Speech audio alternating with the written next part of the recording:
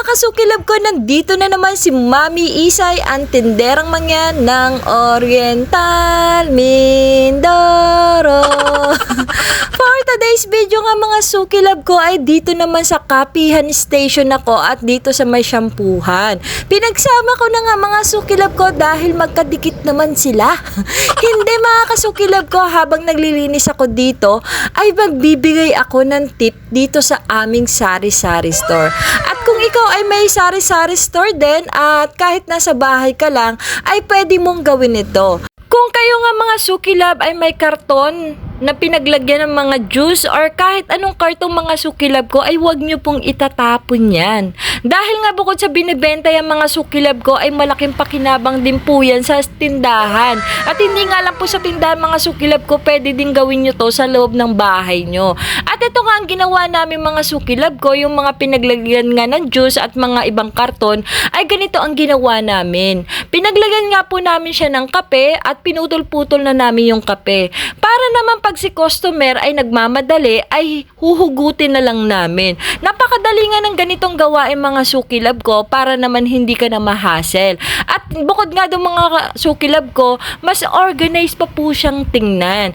At kung maglilinis ka nga mga sukilab ko ay hindi na rin po ganun ka-hassle kasi nga hihilahin mo na lang yung karton saka mo pupunasan yung pinaglagyan neto. Kaya talaga napaka-importante na wag nyong itapon itong mga karton mga sukilab dahil napakalaki ng pakinabang neto.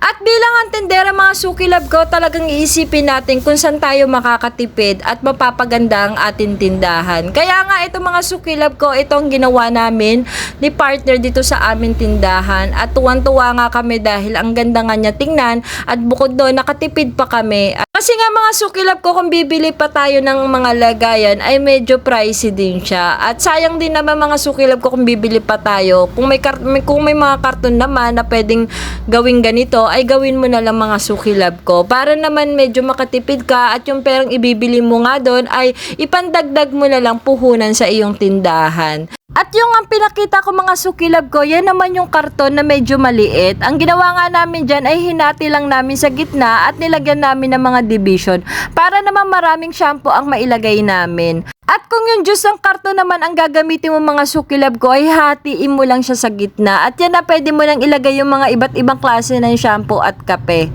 At lagi nyo rin tatandaan mga sukilab ko, kung kayo magpapatayo ng isang sari-sari store, bukod sa marami kayong paninda, ay dapat naka-organize to para mabilis nyo naman makuha at makita yung paninda na hinahanap ni customer. At bukod nga daw mga sukilab ko, ay mabilis ding makita ni customer yung kanyang bibilhin. At ng oras na nga itong mga sukilab ko ay patapos na si Mami Isay dito sa kanyang nililinis. Mabilis ko nga lang siya nilinis mga sukilab ko dahil nga hinila ko lang yung karton at pinunasan ko. At ipapakita ko nga sa inyo mga sukilab ko kung anong itsura niya pag nakalagay sa karton.